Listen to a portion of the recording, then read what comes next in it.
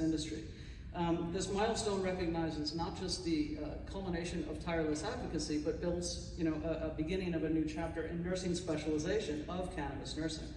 So the achievement recognizes the grit and the tenacity that all of us have had to be able to be in this industry. For me, the past decade, and you more than that. And but it goes all the way back to Mary Lynn Montre, to founding nursing.